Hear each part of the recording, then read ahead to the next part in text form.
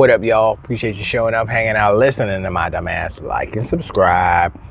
So, the continued downfall, downslide, degradation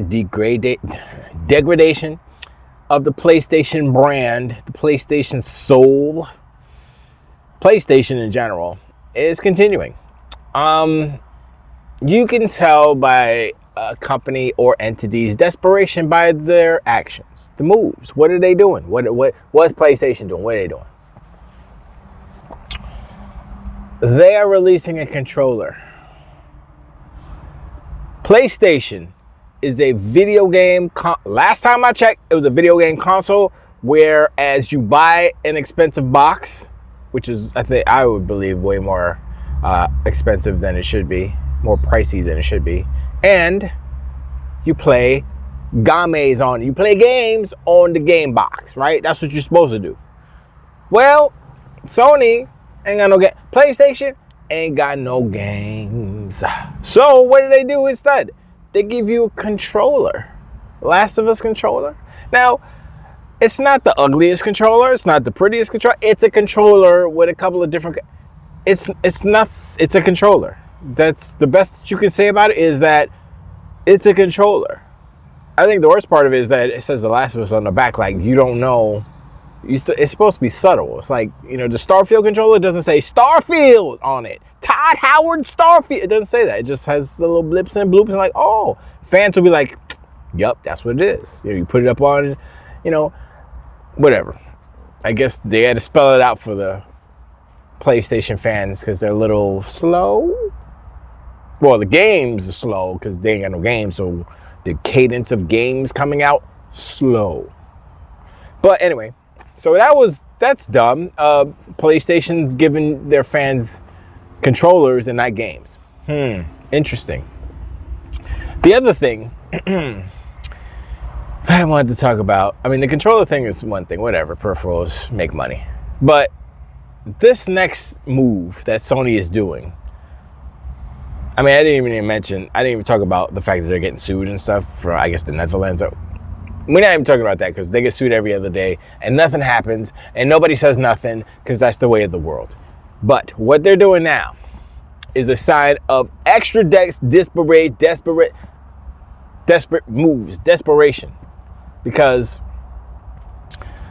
if everything was cool, everything was dandy, everything was, PlayStation's in the best position ever, they wouldn't need to do this, right? If that 75 million number was actually 75 million, they wouldn't need to do this. So what I'm talking about is that in the UK, at least that's all I know, as far as I know, they came up with a rental program to rent hardware, not the games, rent hardware. Now, see, Microsoft, I was going to say they did something similar. It wasn't even similar. They had a payment program, basically. So you say, you sign up for this program, you pay this amount for this long, and it comes out a little bit like $20 cheaper than actually paying it outright. And, some people who couldn't afford it all at once, you just pay payments. And that's all it was, right? As opposed to what Sony's doing is rental. 12 months, 18 months, 36 months. You're leasing a PlayStation. And it's not just a PlayStation 5. It's the PlayStation 5. It's the PlayStation 5 Pro. The Pistol Tech 5 Pro Tato. There you go. It's the PSVR 2 and the Portal. All up for grabs. And I'm like, oh, you see? That's why they have 75 million. Because they have a whole bunch of them in warehouses ready to get leased out. Where do you think the consoles are going to come from? You think they're going to be like, oh, we sold 75 million. We got to make another 20 million so we can lease them out? No. They already made them. They didn't sell 75 million. That's what I keep saying. And people and you know what? I'm going to blame Dirt and Sean and everybody else who says, even though they may be saying it in jest and facetiously, still, you saying it nonchalantly is further cementing that number as sold when it's not sold. It's shipped. Change sold to shipped, I won't have a problem. But we all know they haven't sold 75 million. Okay? And this rental program is proof that they haven't sold because they need stock to lease. Now, how many are they going to lease? How many are they going to allocate for leasing purposes? I don't know. Let's say 15 million, which means what? They sold 60 million, which seems like a more plausible number as opposed to the 75 shipped. I mean, whatever. They shipped it to their own warehouses. They paid, they bought it themselves. See, it's fuzzy math, man. It's fuzzy language. You know, and that's Sony's whole moniker. I was watching VG Fight School. I watch him usually, and he said something that was like, yep, that's it. And he said that Sony is in the business of perception, meaning they don't really necessarily care like how they're doing business wise. That's on their business meeting, their shareholders, and yeah, they have to tell them the truth, obviously. But for us, the people like X, Twitter, whatever you want to call it, Threads, freaking Blue Sky, whatever, into the internets, they want to perceive a certain status, if you will, a winning status. They want to be the winners. They want to be the ones that are leader, the market leader. And by perpetuating propaganda, they're succeeding in it. But the problem with that is that you can, on the surface, be successful, seem to be successful, be perceived by the public as successful. But if you're not literally, if you're not successful, fiscally successful, financially successful, then it doesn't matter. Like I said, it doesn't matter how many consoles you shipped. It matters how many games you sold. Because that number is supposed to correlate. Those numbers are supposed to correlate. The more consoles you shipped, the more games you will potentially sell. But that's not happening. Because, and we need to look at Fortnite numbers. We need to look at Call of Duty numbers on PlayStation. We need to look at those, not percentages, numbers. Show me how many people played Call of Duty in total on PlayStation 5 to date. Or how many, I would say, unique accounts played it to date. And then you can say, okay, you could extrapolate that number from their imaginary number, and you can say, oh, well, only 20 million people play Call of Duty on PlayStation. So what does that say? The biggest game, that's just a number, of course. It's probably more than that. But then the 75 million doesn't matter, right? Or we could look at Steam, which is not really a great indicator because Steam is PC. It's not connected to the console like that. And that's why looking at Steam numbers, while it's a good indication of the health of a game overall, it's not the whole picture. And there are definitely many more players on Steam, so that's a cool thing. But anyway, back to the rental thing. Desperation. This is what it's showing us. It's showing us that PlayStation is desperate. They want money however they can get it. Once again, the 75 million shipped is an indication that they haven't sold 75 million because of this whole rental thing. And just think about it. What company would need to do this? If you're the market leader, if you're selling all these consoles, if you're that successful in the console, why are you leasing consoles? And don't tell me, oh, it's because we want to be affordable for all the... No, that's not... Is there a plan to transform or migrate those renters, those leasers into owners, lease to own? Is that a program? I didn't hear that part of the whole program, so I don't know, maybe, but it looks like desperation. If they're in the game, if they're in the business of perception, this doesn't look good, perception wise. Now, did they say, I don't even know if they came out with a statement saying, oh, we want to make it affordable for all gamers and blah blah blah to lease this stuff. And I'm like, why? In the UK, they have money. They don't need to. What are y'all brokies? What is this, the welfare station now? Is that what this is? Welfare station. Come and get it. $18 a month. You can play the welfare station. Is that what it is?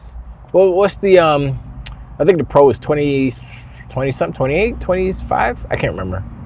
The regular PS5 is 15 a month. I don't remember now. It's like, okay. And then somebody did the math and said, oh yeah, if you lease this for what did they say, 50 months, 50 payments, pays for the place. So 50 months basically, or did they say 3 years? Yeah, 3 years, because 26.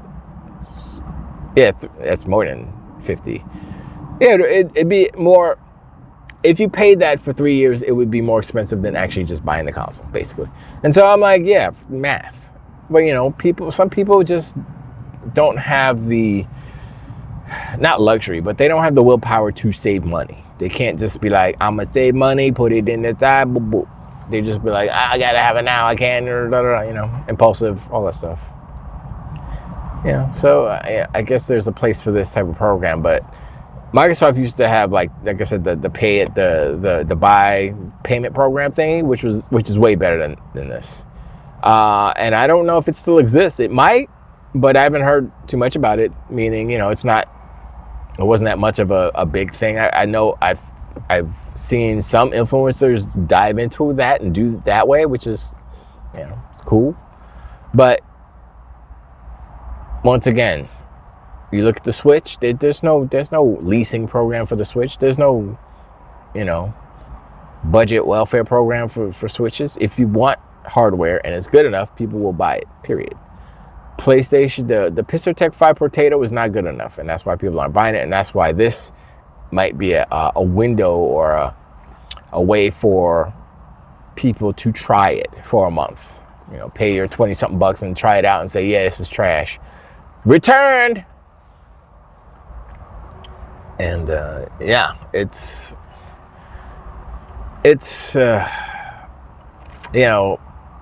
Donkey Unicorns and Ponies to sit here all day and try to protect or cheerlead or whatever you want to call it for these companies, mainly PlayStation.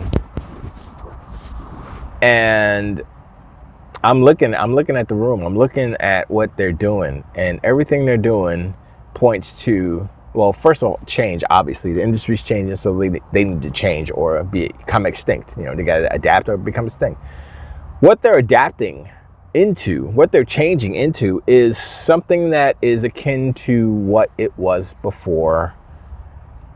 What was his name? It was before Andrew House. Mark? Why I can't remember his name. This white dude. He was I think it was American, or he was Canadian. He might have been American. It was after Casarai. It was after Giant Enemy Crabs. It was after that. Was it after that? I think it was after. Yeah, it was after that. Jack Tretton. There you go. Mike. Where did Mike come from? Mark. Jack Tretton. Ever since Jack Tretton came through, it's been a different PlayStation. It's been the PlayStation that everyone is brainwashed on, right? Cinematic, sad dad walking simulators. Those are the best type of games. And so what Sony's turning back into is before those days. Smaller games, indie games, a whole bunch of third party, a couple of first party. That's what they are now. The problem with that is that that's not what video games are anymore. Video games are giant corporations with a lot of studios and a lot of publishing power, a lot of publishing entities making a bunch of games. That's what it is. And Fortnite and all the games of service stuff too. PlayStation has nothing. They don't have either of those. They don't have live service, and they don't have a bunch of publishers, big giant, a whole bunch of studios. They don't have either. And they cancel all those games, which makes it even worse. So like I said, this generation is a wrap. PlayStation is done. This generation, don't look. You might get 2 more games, maybe. Ghost of Yotei. And I'm not even counting Death Stranding 2 because that's multi-plat. What else? Intergalactic's not this gen. I mean, actually, it might be, because if there's no PlayStation 6 or there's no PlayStation 5 Pro, whatever they're going to call it, until 2028. Then it might come out in 2027 or something like that. But that's 2 years away. Dude, if Xbox launches anything next year, PlayStation is already done. They're already a wrap, right? And so now Xbox is like a runaway train, and they got a bunch of games, and they're gonna keep putting out games. And the thing is like Phil says, oh, last generation was the worst generation to lose, digital libraries, blah blah blah, right? And I'm like, okay, I get that point, but that's not to say if you make a brilliant piece of hardware, because not everybody's gonna stay on a PlayStation 5, right? So if you make something that's better than the PlayStation 5, perceived to be better than PlayStation 5 by fans and by developers, and the PlayStation is nowhere, a next PlayStation to compete with this new Xbox is 2 years away, it's a wrap. Plus, PlayStation has no games to say, yo, we got games, come over here to our stuff. They got nothing. All they got is Xbox games going over there. And then they can say, hey, Xbox, oh, yo, guess what? Game Pass. Huh? What'd you say? I'm on PlayStation. What'd you say? Game Pass. Huh? What? Yo, if they subliminally slide Game Pass ads into like their, ooh, yo, that's what they should do. They should go back and like mod all the games that are going, like Forza Horizon, right? They should have a Game Pass car. Put a Game Pass car pack. All the Game Pass cars on. Every car has Game Pass liveries. Man, that'd be so funny. Like, it'd be like just an advertisement. It's like, what you talking about? You wanted a game. It's like, no, you can't put that. What are you talking about? That's a user. That's community created. We have no say in that stuff. They have this delivery system or the layers, and they build that themselves. I have nothing to do with that. So I will assume that Forza Horizon 5 will be cross-play, I think. So here's a mission for all you guys. I'm going to try to do it. Go into Forza Horizon 5. Go in the livery. Whatever car, doesn't matter what car. I mean, pick the nice fast cars, or pick, whatever car you want. But I wish they had the Trailblazer though. That'd be nice. Listen, Microsoft, Phil. I'm gonna have to write Phil a Twitter note, because I'm like, listen, Phil, I'm a Forza Horizon fan. I love them all. Keep them coming. I need a 2009 Chevy SS, Trailblazer SS, not the SS, the Trailblazer SS specifically. I don't care what engine you got, you do. I just want the car, how it looks with the rims, and give me the bumpers, give me all that stuff. I want that, thank you. And I would be happy. I'll play that'd be my forever game. I'd be like, I'm playing this. Can I bring the cars over to the next game? Let's go. That's what's up. I need that car in the game, because the only game I saw that car in was a mod for GTA 5. And it was not good. It was there. I was like, oh, here it is. Okay, I'm not gonna play GTA 5 because the driving is not Forza, let's be real. But anyway, what a tangent. Yeah. So yeah, PlayStation's renting consoles. They're getting sued. And all these other good things. I mean, look. We console war all day and all night. This is what we do all day and all night. This is what we do. It's just fun. It's fun in games. But like I said, bottom line is the health of the industry is more important than console wars. Even though console wars is a general statement. People are assuming that because PlayStation sold more consoles, they won the console war. But the console war, I already explained this in the last video, but the console war, I mean, now people are saying the content war, but that doesn't make, I mean, that's whatever. Publisher war. What are we going to change it to, right? Console war is an easier way to just, boil it down to it's this versus that. It's Sony versus Microsoft. It's PlayStation versus Xbox. It's Nintendo versus Sega. Console war. When people put these metrics and put these stipulations and put these caveats in there saying, oh, because they sold more consoles, they won? Huh? Okay. And nothing else matters, right? That's how that works. You see how that works?